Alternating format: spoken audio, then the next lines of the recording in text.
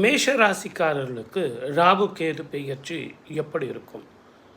உங்களை பொறுத்த வரைக்குங்க, ராகு லாபஸ்தானத்துக்கு போகிறது நல்லது. சனி ஒத்த ராகு அப்படின்னு சொல்லுவாங்க.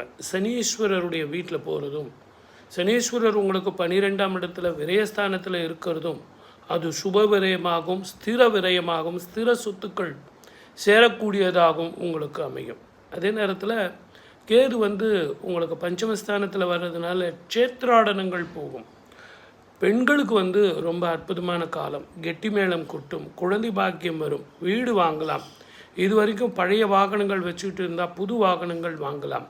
இந்த 11ஆம் இடத்துல இருக்கக்கூடிய ராகு வெளிநாடோ வெளி மாநிலமோ வெளிநாட்டுக்கு போகக்கூடிய வாய்ப்பு கிடைக்கும். வீசா இது வரைக்கும் எனக்கு கிடைக்கல சார் அப்படின்னு சொல்கிறவங்களுக்கெல்லாம் இப்போ உங்களுக்கு வீசா கிடைக்கும். இது வரைக்கும் உடம்பு பாடாப்படுத்திக்கிட்டு இருந்தவங்களுக்கு கொஞ்சம் சுஸ்தம் ஏற்படும், மருந்துக்கு கட்டுப்படும். அதே மாதிரி உங்கள் ஜாதகத்தில் மனக்குழப்பங்கள் இருந்தது இல்லையா? 7.5 சனியினுடைய தாக்கம் இருந்ததே சார், எனக்கு மனப்பிரச்சனை, கடன் நிறைய இருக்குது அப்படின்னா இடன் ப்ரெஷர் எதிர்பாராத சில வருமானங்களை கொடுத்துரும்.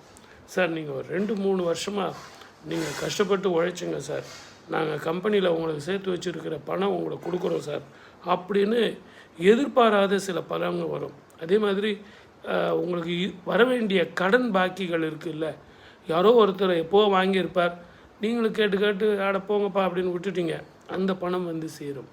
அதே மாதிரி ஒரு சின்ன ஃப்ளாட் வச்சுக்கிட்டு இருந்தீங்கன்னா ஒரு இண்டிவிஜுவல் ஹவுஸ் அமையும். ஒரு இண்டிவிஜுவல் ஹவுஸ் இருந்ததுன்னா ஒரு பெரிய வீடு அமையும்.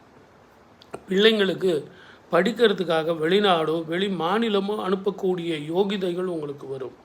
அது விரயம் இல்லைங்களா? இப்போ அவங்க குழந்தைங்க படிக்க போகிறாங்க, அது உண்மைதான். ஆனால் அது உங்களை பொறுத்த வரைக்கும் விரயம் தானே, அது சுப விரயமாக மாற்றிங்க. அப்போ குழந்தைங்க படிச்சுட்டு அவங்க நல்லா வருவாங்க இல்லையா? அது ஒரு இன்வெஸ்ட்மெண்ட். ஆகவே இந்த காலகட்டத்தில் அப்படிப்பட்ட இன்வெஸ்ட்மெண்ட்டுகள் நிறைய செய்யலாம். பெண்களுக்கு கொஞ்சம் உடம்பு பாதிக்கத்தான் செய்யும், தூக்கம் இருக்காது, ஏதேதோ சிந்தனை வயப்பட்டவராக இருப்பாங்க. அவங்க கல்யாணம், அவங்களுடைய குழந்தை பாக்கியம், அவங்களுடைய குழந்தை பாக்கியத்துக்கு குழந்தைக்கு ஏற்படக்கூடிய சில பிரச்சனைகள்.